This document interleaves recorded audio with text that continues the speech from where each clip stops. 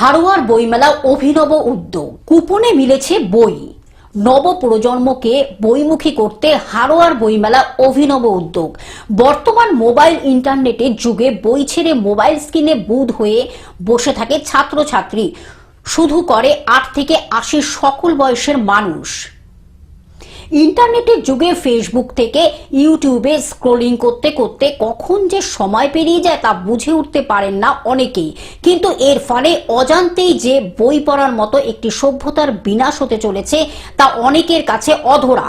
সেই সমস্যার সমাধানে হারোয়া পঞ্চায়েত সমিতির সহসভাপতি আব্দুল খালেক মোল্লার সভাপতিত্বে ও হারোয়ার বিশিষ্ট সমাজসেবী ফরিদ জমাদারের সম্পাদনায় এক অভিনব উদ্যোগ দেখা গেল হারোয়া বইমেলা 2026-এ।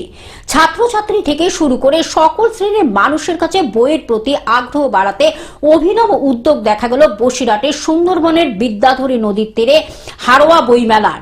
চতুর্থ বর্ষে হারোয়া বইমেলা যেন এক টুকরো বিদ্যাপীঠ হয়ে উঠল।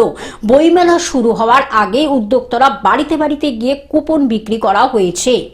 আমরা চেষ্টা চালাচ্ছি যারা একদম নিউ জেনারেশন ভিতরে একটা মোবাইলের একটা আসক্তকরণ, তার ভেতর থেকে ডাইভার্ট করার জন্য আমরা বইমেলা দিয়েছি এবং এখানে বইমেলার স্কুলের বাচ্চাদের পারফরমেন্স, বাচ্চাদের এবং total focus on the books বই। অপরদিকে মেলা কমিটির সম্পাদক ফরিদ জমাদার বলেন, টোটাল ফোকাস অন বুকস, বই বই আর বই, বই পড়ুন ও বই উপহার দিন। নবপ্রজন্ম এখন মোবাইল কেন্দ্রিক জীবন যাপন করছে, তারা বই থেকে দূরে সরে যাচ্ছে, তাই আমরা কুপন ইস্যু করে মানুষকে পুনরায় বইমুখী করতে এই উদ্যোগ নিয়েছি। সব মিলিয়ে সুন্দরবন এলাকায় এই বইমেলা যে অন্য মাত্রা দিল তা বলাই বাহুল্য।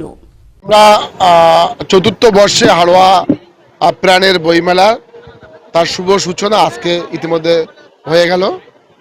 আমাদের সবথেকে বড় আকর্ষণ হচ্ছে যে আমরা ক্রেতা, বই কেনা, আমরা বাড়িতে বাড়িতে কুপন পৌঁছা দিই এবং সেই ক্রেতারা যারা বই কেনে তারা স্টলে এসে কুপন দেখিয়ে বই পায়। তার মানে উদ্বোধনের আগে আমাদের অলরেডি কম বেশি 3 থেকে 4 লক্ষ টাকার বই সেল হয়ে যায়। 4 দিনের মধ্যে যারা কুপন নিয়ে আসবে, কুপন দেখিয়ে বই পাবে। এটা কোনো চাঁদা নয়, আপনি 500 টাকা দিলেন, 500 টাকার কুপন দেবো, সেই কুপন থেকে আপনারা বই সংগ্রহ করবেন। এটা হচ্ছে কি হারোয়া বইমেলার মূল আকর্ষণ। দক্ষিণ 24 পরগনা থেকে সৌমাভ মণ্ডলের রিপোর্ট, গ্লোব নিউজ। এখন থেকে গ্লোব টিভি দেখুন আপনার স্মার্টফোনেও। গুগল প্লে স্টোর অথবা অ্যাপল স্টোর থেকে ডাউনলোড করুন গ্লোব টিভি লাইভ অ্যাপ। এছাড়া জিও টিভি অ্যাপ থেকে দেখুন গ্লোব টিভি লাইভ।